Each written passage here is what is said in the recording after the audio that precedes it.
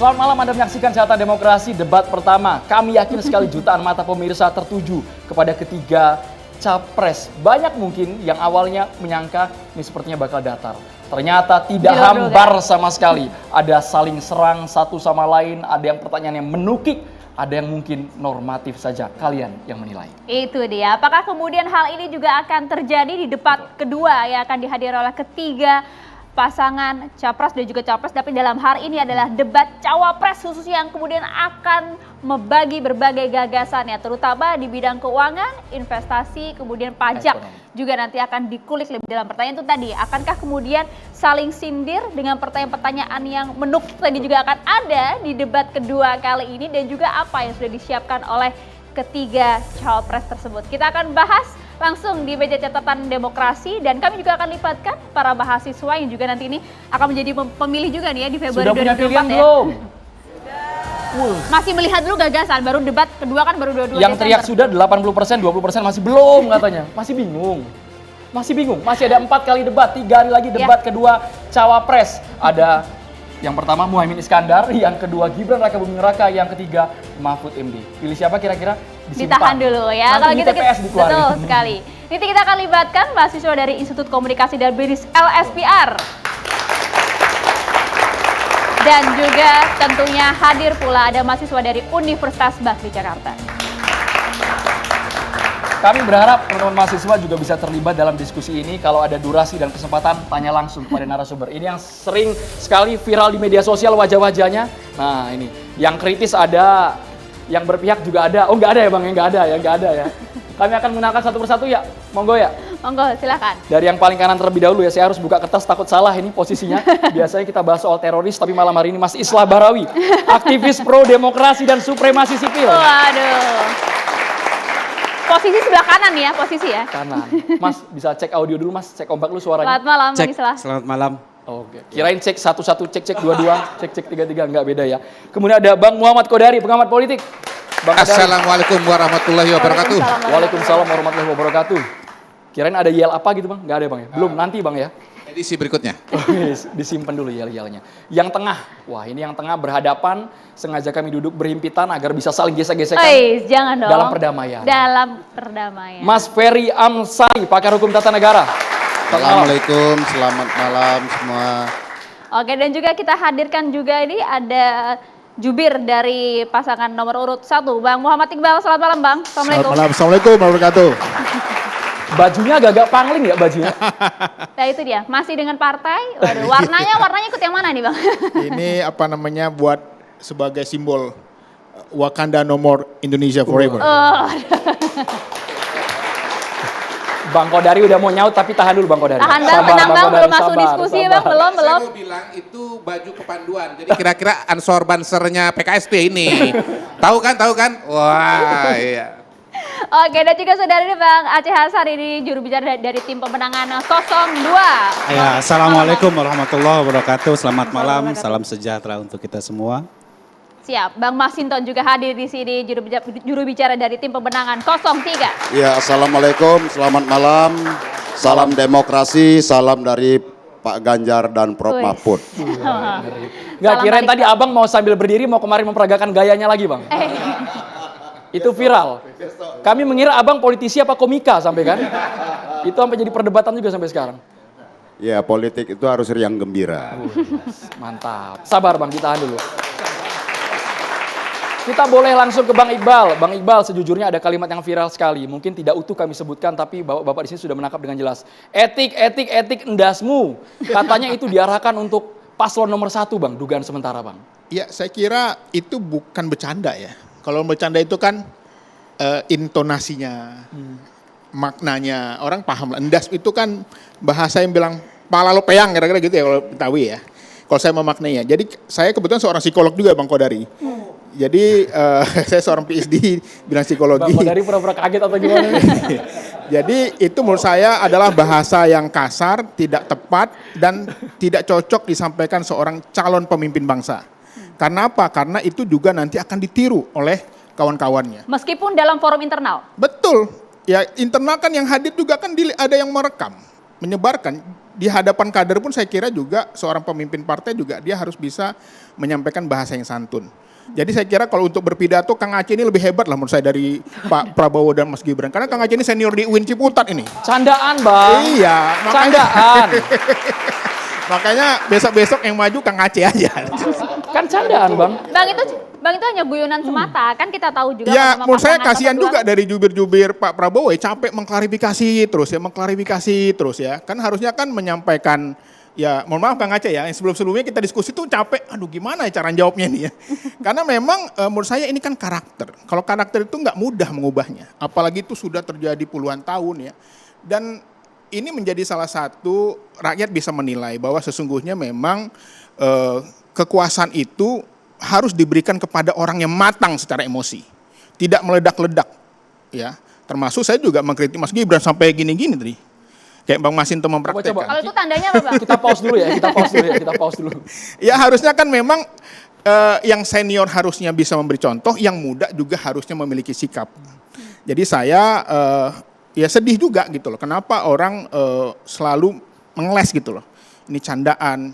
Ini kan hanya untuk forum internal. Siap salah aja kan Pak Jenderal Prabowo kan jenderal. Siap salah.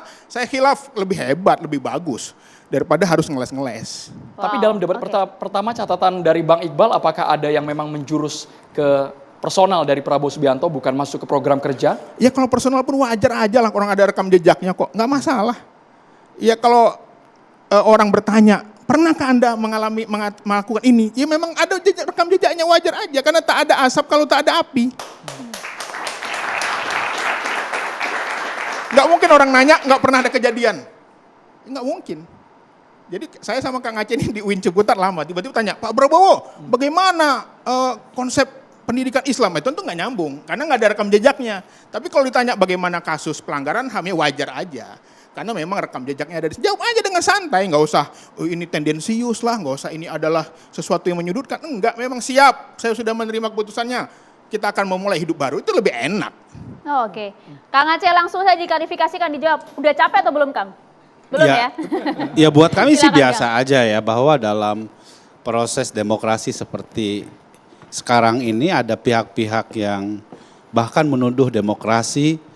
Justru dengan demokrasi ini orang-orang seperti Mas Iqbal ini kan bisa menyampaikan dengan lebih lugas untuk menyampaikan berbagai pemikiran, pandangan, termasuk untuk menyampaikan misalnya kritikan-kritikan seperti ini. Ya bagi kami kalau seperti yang disampaikan oleh Pak Prabowo mengatakan bahwa kalau tidak ada demokrasi, orang seperti Pak Anies tidak mungkin bisa menjadi gubernur, dan beliau dijadikan gubernur pada saat waktu itu kan posisinya sebagai oposisi Pak Prabowo, ya kan, dan Pak Anies waktu itu juga sudah di luar pemerintahan.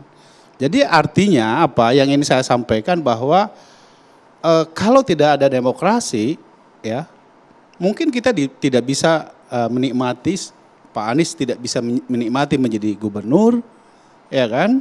Tidak bisa didorong oleh Pak Prabowo waktu itu sebagai calon gubernur dari partainya Pak Prabowo gitu ya, tanpa kemudian Pak Prabowo atau Pak Anies mempertanyakan soal etis atau tidak etis gitu. Padahal kita tahu bahwa ya itu tadi selalu muncul isu-isu seperti soal pelanggaran HAM ini ya dalam 5 tahunan ini. Tapi poin saya adalah begini ya, kalau kita melihat dan kita evaluasi dari proses debat yang kemarin ya, bagi kami debat yang kemarin saya tentu sebagai pendukungnya Pak Prabowo Gibran, saya harus mengatakan bahwa Pak Prabowo telah menunjukkan seorang yang betul-betul negarawan gitu ya. Sekalipun beliau katakanlah diserang dengan berbagai, terutama saya kira isu 5 tahunan ini selalu muncul kepada beliau, ya beliau dengan sangat elegan menyampaikan. Ini serangannya kanan kiri loh Kang Aceh. Ya itu konsekuensi dari pemenang ya begitu Pak. Itu harus saya sampaikan. Ya, jadi ya kita sebagai pemenang harus menerima berbagai macam kritikan dan saya kira Belum menang, kapan menang? ya setidaknya ketika kami dinilai memiliki dinilai gitu ya, memiliki keunggulan-keunggulan, maka serangannya itu kepada yang dinilai punya potensi untuk menang. Kalau misalnya kami tidak dinilai memiliki potensi untuk menang, untuk apa diserang-serang? Toh pada akhirnya kami dinilai sebagai inferior gitu loh. Jadi karena itu ya bagi kami tentu seharusnya debat adalah bagaimana kita bisa mengeksplorasi gagasan, bisa menawarkan, mendalami apa yang ada di dalam pikiran masing-masing calon tersebut, ya, sehingga masyarakat diberikan tawaran-tawaran yang banyak dari berbagai kandidat tersebut gitu ya, sehingga dari situ masyarakat diberikan berbagai macam pilihan tentang apa yang terbaik di antara gagasan-gagasannya tersebut. Jadi kalau Pak Prabowo mau menyerang pribadi misalnya, ya sebetulnya kan bisa juga. Tapi kenapa nggak dilakukan? Atau menganggap lawannya bukan Karena lawan Pak yang sepadan? Prabowo merasa bahwa tidak perlu itu dia lakukan seperti itu. Ya, kalau kita mau jujur-jujuran gitu, ya, kalau mau menyerang soal etik atau tidak etik gitu, kan ada pihak yang maaf to say gitu ya, yang diduga terlibat di dalam dugaan. Ini baru dugaan. Kan bisa aja dipertanyakan soal itu. Kenapa orang yang misalnya diduga melakukan tindakan korupsi terhadap salah satu pasangan calon tidak dipertanyakan sama Pak Prabowo? Padahal isunya tentang pemberantasan korupsi. Iya kan? Atau nggak ada yang ngasih masukan, Kang Aceh? Bagi Pak Prabowo bahwa menyerang itu bukan karakternya beliau. Ya, menyerang itu bukan karakternya beliau. Tidak kemudian menyerang secara, kalau kita mau jujur-jujuran gitu ya, kan setiap kita, misalnya di antara dua pasangan yang menjadi rivalnya Pak Prabowo, kalau mau misalnya, ini baru dugaan, kan bisa saja ditanyakan soal itu. Tapi kan nggak dilakukan. Ya kan, kenapa? Karena yang paling penting adalah soal bagaimana forum debat ini mempertanyakan soal atau membahas tentang apa yang menjadi tawaran program sesuai dengan visi dan misinya. Mungkin kemarin itu kenapa terjadi seperti serang seolah-olah saling menyerang karena posisi duduknya. Saran saya besok-besok Berdiri, itu ya berdirinya. Harusnya besok-besok disediain podium aja. Ada. Jadi Kabarnya kalau ada. Kabarnya karena sudah diakan. kalau begini kan kayaknya bawaannya memang situasi psikologisnya pengen nyerang aja bawaannya. Tapi kalau begini kan, tapi jangan sampai begini-begini, bahaya juga. Nah, jadi disediain podium sehingga memang psikologi situasi kemarin itu menurut saya memang seolah-olah menanya itu adalah menyerang. Padahal menurut saya itu bukan menyerang. Itu kan memang menguji gagasan, mengeksplorasi gitu loh. Jadi jangan seolah-olah seakan-akan kata orang Medan Bang Musito nih. Jadi memang ya itu biasa pemilihan. Sorry ya Pak Anies, sorry ya sampai keluar. Ya itu kan kartasis juga. Jadi kami sama Kang Aceh ini pemilihan ketua BEM di UIN aja itu lebih sadis dari itu mungkin. Bang Masinton, bukan nyerang ya Bang ya? Iya, jadi pertama begini, debat itu ya, Adu makanya strategi. menguji gagasan. Dalam debat tendensi iya, menyerang iya. Karena memang diserang tuh idenya, pikirannya, programnya. Dan memang yang namanya debat, ya memang adu serang. Gitu loh, debat antar kontestan. Dan itu maka diagendakan. Kalau takut debat, takut diserang, ya jangan datang, joget aja. Gitu loh. Nah kemudian, tadi yang disampaikan Aceh, menurut saya itu bahaya benar. Bagian mana Bang? Ini menegaskan, merasa sudah menang tadi. Oke. Belum pemilu udah menang. Ini sama seperti boleh dong kita sama merasa seperti menang. zaman Orde Baru. Gak boleh merasa menang sih. Loh, ya saya ini sebagai ya kontestan tentu kita harus optimis saya bahwa kita bisa menang. saya kemudian mengingat rekam jejak perjalanan Republik ini. Pernah ada satu fase di masa Orde Baru belum diselenggarakan pemilu, pemenangnya sudah ditentukan oleh rejim yang berkuasa pada saat itu. Tapi kalau kita ada pemilu Dan nih Bang. ini, ya tadi ini mengingatkan, ini mengendap dalam memori kolektif bangsa ini. Di mana satu pemilu pada fase pemilu pada masa Orde Baru, pemilunya belum diselenggarakan, pemenangnya sudah ditentukan. Hati-hati. Nah maka kalau tadi dipertanyakan tentang kontestasi debat? Iya. Kalau ditanyakan masalah MK, iya. Siapapun hari ini wajib menanyakan itu. Bahwa itu ada putusan dari yang namanya Mahkamah Konstitusi, iya. Kita harus hormatin, iya. Tapi itu jelas melanggar etika. Ketua Mahkamah Konstitusi diberhentikan sebagai ketua MK karena melanggar etika berat. Saya kasih analogi begini, kalau kita di transportasi umum, ada ibu hamil, ada kursi kosong di sana. Kemudian kita atau anak-anak muda menduduki kursi tadi. Salah? Tidak salah. Ada aturan yang dilanggar? Tidak ada aturan yang dilanggar. Tapi itu salah secara etika publik. Itu kalau memahami tentang etika. Kemudian tentang HAM. Kita berangkat dari satu rekam jejak di mana Bapak itu ya. Bapak itu siapa, Bang? Kenapa nggak mau disebut, nggak Bang? tahu, Kenapa Bang. menjadi Bapak itu saya siapa? jelaskan kenapa menjadi Yang jelas kan dianggap pernah sebentar menjadi sebentar wakilnya Pak Saya Masinton, tadi kan? tidak menyela. Sebentar dulu. Ya. Kenapa dia menjadi dianggap isu 5 tahunan? Kenapa dia menjadi sensitif? Kemarin itu yang dibahas tema tentang pemberantasan korupsi, tema tentang pemerintahan, tema tentang demokrasi. Biasa aja. Gitu loh. Ketika ditanyakan HAM, di mana itu dianggap sebagai tendensius, dianggap sebagai sebuah isu yang sensitif, kan gila aja bangsa kita ini. Gila aja kalau ada orang kemudian ditanyakan persoalan rekam jejak, emosi. Kan ini ada rekam jejak, mau ditanyakan. Ini yang sebenarnya adalah tanggung jawab negara, Pak, yang mau kita tuntut.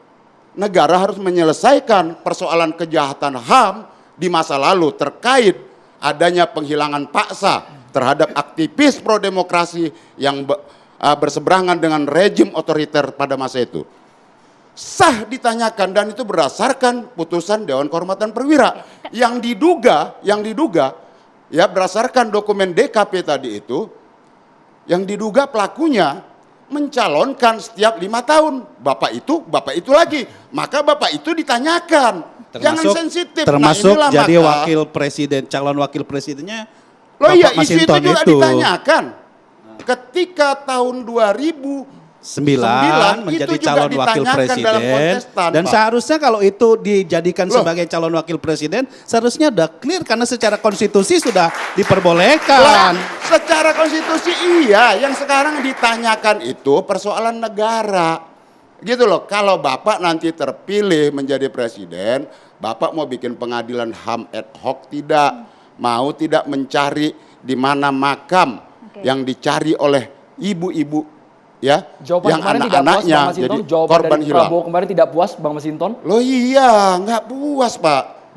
Nggak jelas. Loh ini tendensius. Loh tendensi apa? Gitu loh. Kadar pembahasan HAM, pembahasan tentang penegakan hukum pemberantasan korupsi sama kadarnya Pak. Tapi ketika HAM ini ditanyakan, kalau persoalan HAM ditanyakan ke Pak Ganjar dan Pak Anies, biasa Pak. Tapi ketika kepada Bapak itu ditanyakan, ya kenapa kok ini jadi isu 5 tahunan? Karena Bapak itu lagi. Siapakah Bapak itu? Nyalon Sesaat lagi hanya lagi, di catatan gitu loh. demokrasi pemirsa. Tetaplah bersama kami.